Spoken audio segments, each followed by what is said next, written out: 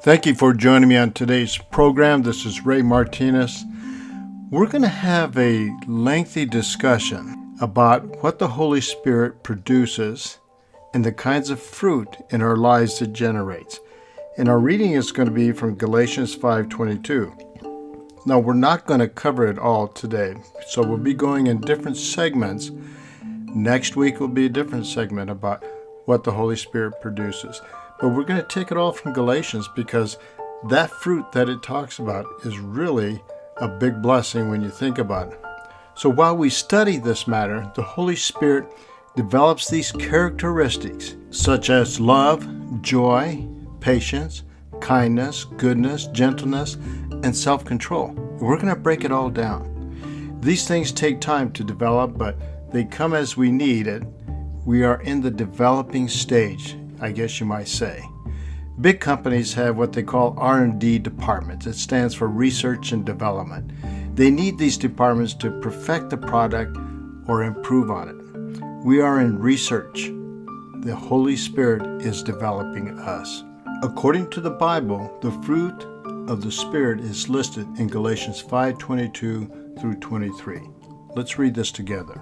But the Holy Spirit produces this kind of fruit in our lives: love, joy, peace, patience, kindness, goodness, faithfulness, gentleness, and self-control. There is no law against these things. Now, when we break it down, when you think about love, this is the unconditional and selfless love for others. Joy is the inner gladness and the contentment regardless of circumstances. Peace is that inner calm and harmony, even in the midst of chaos. Patience is the ability to endure and persevere with a calm attitude. Kindness, showing goodness, generosity, and compassion towards others. Goodness, moral excellence, and virtue in one's character and actions. Faithfulness, loyalty, trustworthiness, and reliability. And gentleness is humility, meekness, and a considerate attitude towards others. And the last one is self-control, and it really refers to discipline and restraint over one's thoughts, words, and actions. The fruit of the Spirit is the result of the Holy Spirit working in the lives of believers, transforming them to reflect the character of Christ. The Holy Spirit plays a significant role in producing the fruit in believers' lives. Here are a few reasons why the Holy Spirit is important in this process. There is that empowerment, and then there's the transformation. And then we look at the guidance it gives us. And finally, we want to look at the relationship with God. These are really important categories to really think about and try to understand clearly in our minds. When we talk about this whole idea of having this empowerment, it's the Holy Spirit empowers believers to live out the teachings of Jesus Christ and to manifest His character.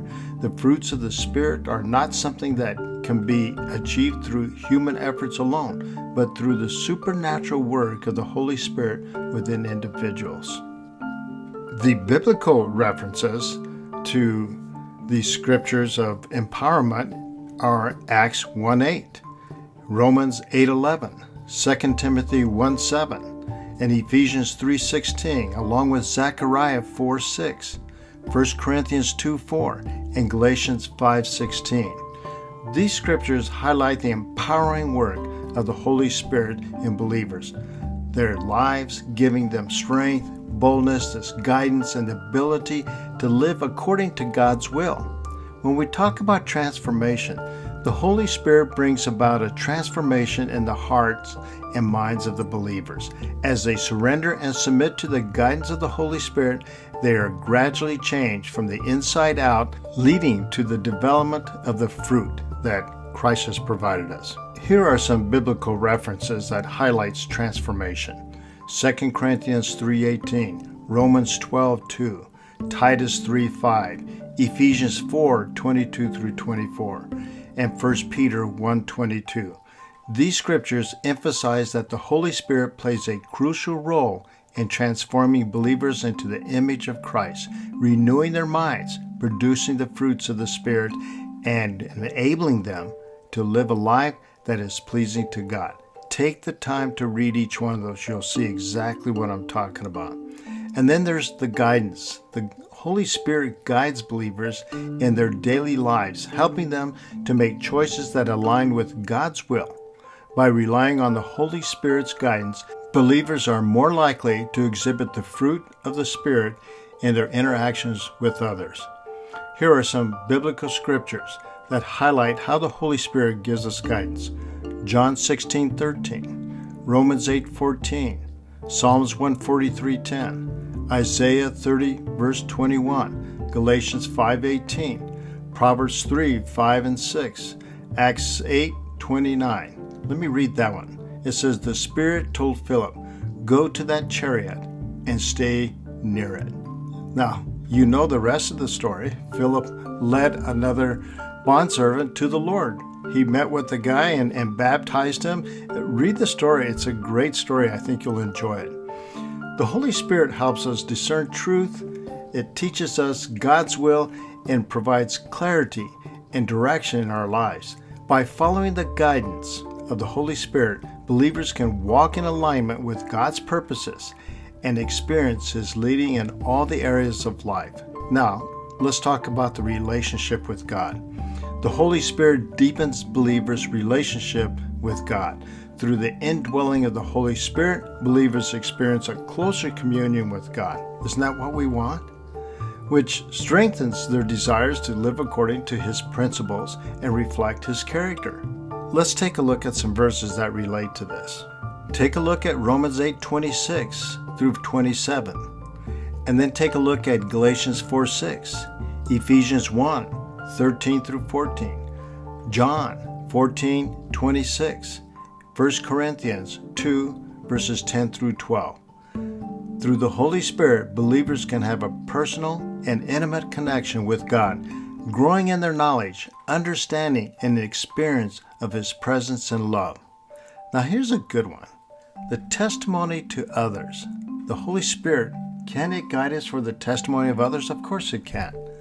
The fruit of the Spirit displayed in believers lives to serve as a testimony to others. When believers exhibit love, joy, peace, and other aspects of the fruit, it is a powerful witness to the transforming power of God in their lives, drawing others to the faith. I'll provide you with some great scriptures that highlights how the Holy Spirit serves as a testimony to others through us. Take a look at Acts 1:8, John 15 verse 26 through 27, 1 Peter 3:15, Matthew 5:16. I like what it says. In the same way, let your light shine before others, that they may see your good deeds and glorify your Father in heaven. Take a look at 2 Corinthians 3 verses 2 through 3, 1 Thessalonians 1:5. These scriptures emphasize that the Holy Spirit empowers and enables believers to be witnesses of Christ to others. The Holy Spirit testifies about Jesus through us, and we are called to testify about Him as well. Through our words, actions, and the power of the Holy Spirit, we can be a testimony to others of their hope and love and transformation that comes from a relationship with Christ. Our lives should reflect the light of Christ, and as we live out our faith with gentleness, respect, and good deeds, we can draw others to glorify God. The Holy Spirit works within us, writing the message of Christ on the tablets of our hearts and enabling us to share the gospel with power and conviction. In summary, the Holy Spirit plays a vital role in producing the fruit of the Spirit in believers' lives by empowering, transforming, guiding, and deepening their relationship with God, and serving as a testimony to others. Next week, we're going to kick off our deep dive study. We will work through these characteristics in sequential order. Join me next week as we take a deep dive and talk about the identity of what love really is and what it is not. Take care. God bless you.